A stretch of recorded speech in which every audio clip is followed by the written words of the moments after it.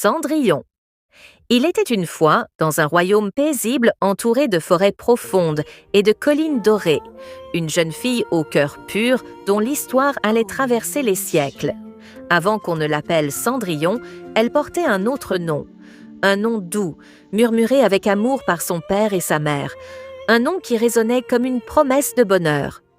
Mais ce nom, le temps l'a effacé, car la souffrance finit parfois par recouvrir les souvenirs les plus tendres. Cendrillon vivait dans une grande maison de pierre, à l'écart du village. Ce n'était pas un château, mais une demeure respectable, entourée d'un jardin autrefois fleuri.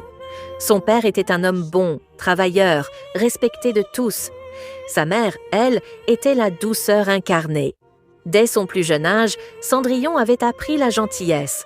Elle aidait sans qu'on le lui demande, souriait même dans la fatigue et trouvait de la beauté dans les choses simples, le chant des oiseaux au lever du soleil, la chaleur du feu en hiver ou le bruit du vent dans les arbres. Mais le bonheur, aussi lumineux soit-il, est parfois fragile. Un jour, la maladie emporta sa mère. Ce fut un silence lourd qui s'installa dans la maison. Un silence que même les rires d'une enfant ne parvenaient plus à remplir.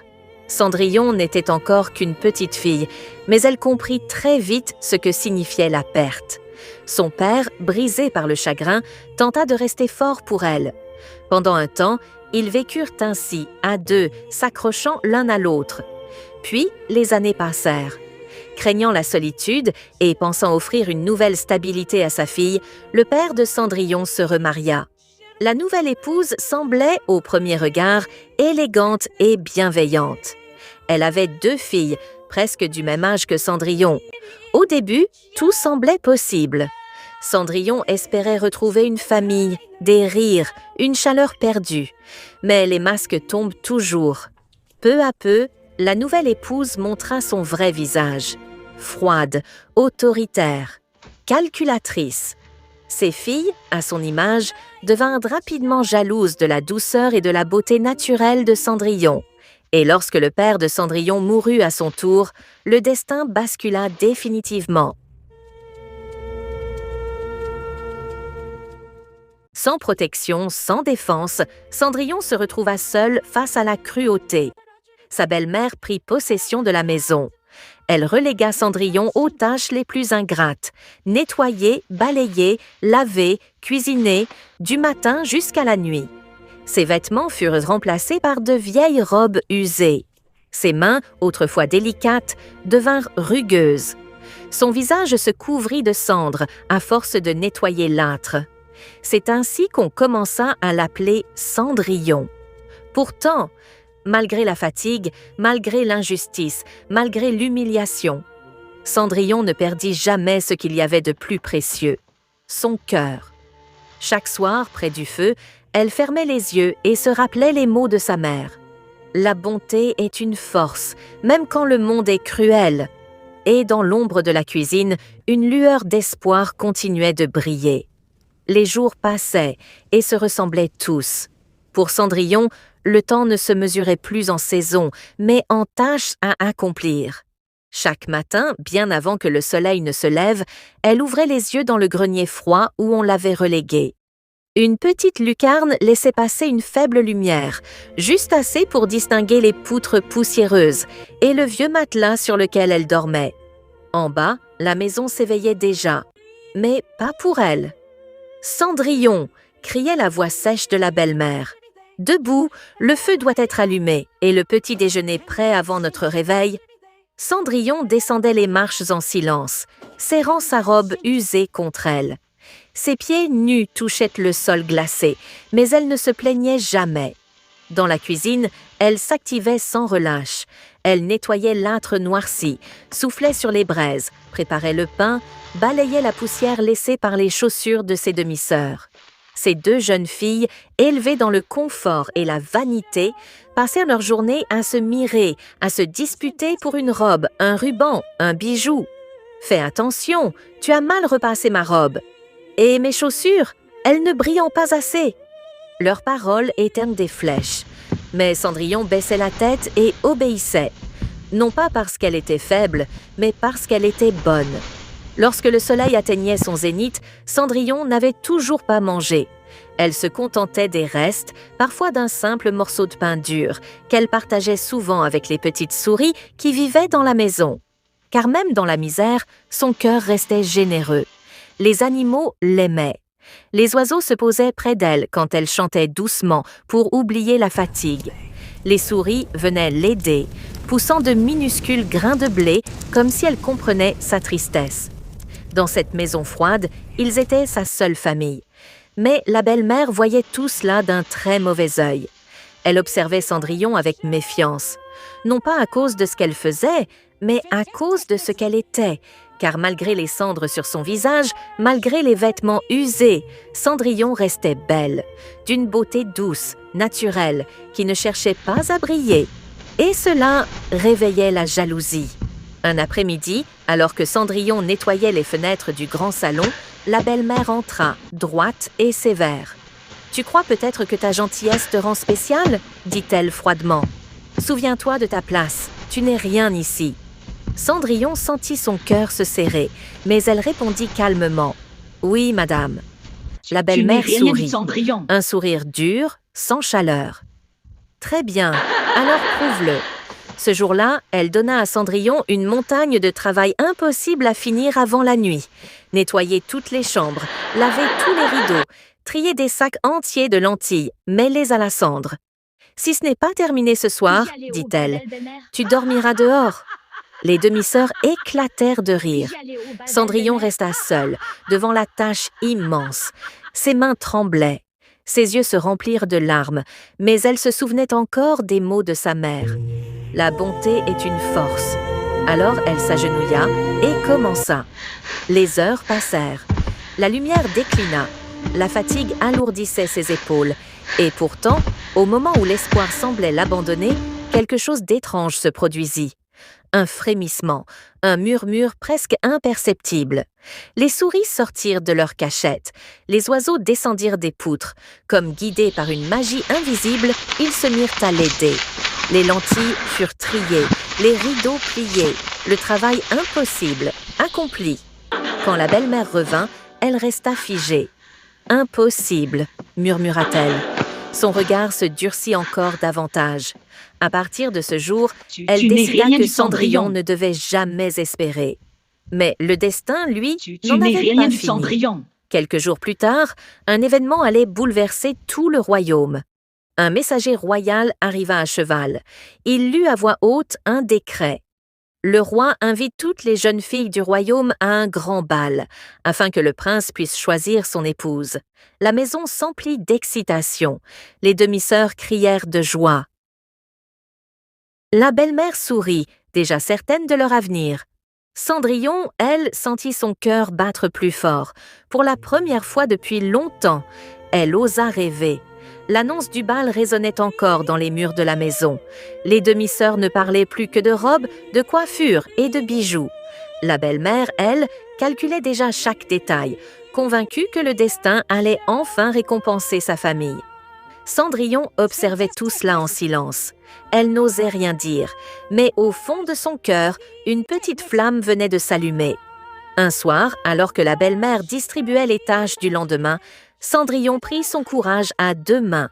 « Madame, » murmura-t-elle doucement, « puis-je aller au bal, moi aussi ?» Le silence tomba, lourd et cruel. Puis un éclat de rire brisa l'air. « Toi ?» s'exclama la belle-mère. « Regarde-toi, tu es couverte de cendres, vêtue de haillons, et tu penses pouvoir paraître devant le prince ?» Les demi-sœurs rirent encore plus fort.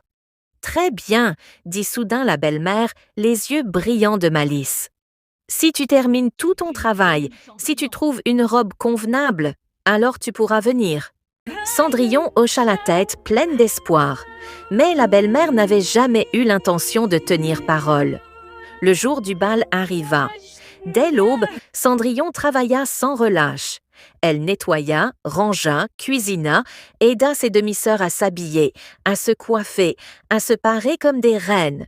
Ses mains tremblaient de fatigue, mais son regard brillait d'espoir. Enfin, quand tout fut terminé, Cendrillon monta au grenier. De son vieux coffre, elle sortit une robe simple, appartenant autrefois à sa mère. Elle la lava, la raccommoda, la rendit aussi belle qu'elle le pouvait. Les animaux l'aidèrent, les oiseaux apportèrent des rubans, les souris cousirent avec soin. Quand Cendrillon descendit, le cœur battant, elle se sentait enfin humaine. Mais à peine eut-elle fait quelques pas que les demi-sœurs s'arrêtèrent net. « Quelle audace !» cria l'une. « Cette robe était à notre mère !» Elles s'élancèrent sur Cendrillon. En quelques secondes, la robe fut déchirée. Les rubans arrachés, les perles brisées tombèrent au sol comme des larmes. La belle-mère regarda la scène sans intervenir. « Je t'avais prévenu, » dit-elle froidement, « tu n'iras nulle part. » La porte claqua, la calèche s'éloigna, et Cendrillon resta seule. Elle tomba à genoux au milieu des morceaux de tissu. Les larmes coulèrent librement, sans retenue. « Pourquoi ?» murmura-t-elle. « Pourquoi être gentille si le monde est si cruel ?» La nuit tomba lentement, le ciel s'illumina d'étoiles. C'est alors qu'une lumière douce apparut derrière elle. « Bonsoir, mon enfant. » Cendrillon se retourna, surprise. Devant elle se tenait une femme rayonnante, enveloppée d'une lueur magique. « Je suis ta marraine la fée. » Sa voix était calme, rassurante, pleine de bienveillance. « J'ai vu ta bonté. J'ai entendu ton cœur. » D'un geste gracieux, elle transforma une citrouille en une magnifique calèche dorée. Les souris devinrent des chevaux élégants. Les haillons de Cendrillon se changèrent en une robe éclatante, légère comme un rêve. Ses chaussures devinrent de verre, scintillant sous la lumière de la lune. Cendrillon n'osait plus respirer. « Mais souviens-toi, » dit la marraine, « la magie prendra fin à minuit, à la dernière seconde, tout disparaîtra. » Cendrillon acquiesça. Quand elle arriva au palais, la musique s'arrêta. Tous les regards se tournèrent vers elle. Le prince la vit, et le monde sembla s'effacer. Ils dansèrent, ils parlèrent. Le temps perdit toute importance. Pour la première fois, Cendrillon n'était plus une servante, elle était simplement elle-même. Mais soudain, l'horloge sonna. Minuit approchait. Paniquée, Cendrillon s'enfuit. Dans sa course, une pantoufle de verre glissa de son pied et resta sur les marches du palais. Puis, elle disparut dans la nuit. Le prince ramassa la chaussure, le cœur battant. « Je la retrouverai, » murmura-t-il. Et pendant ce temps, dans l'ombre, la belle-mère comprit que quelque chose lui échappait. Le lendemain matin, le royaume se réveilla avec une rumeur qui courait de rue en rue. Le prince avait fait une promesse qu'il comptait bien tenir. Dans tout le palais, les serviteurs s'agitaient. Le jeune prince n'avait dormi que quelques heures, tenant toujours dans sa main la pantoufle de verre trouvée sur les marches. Il revoyait encore son visage, son regard, sa douceur.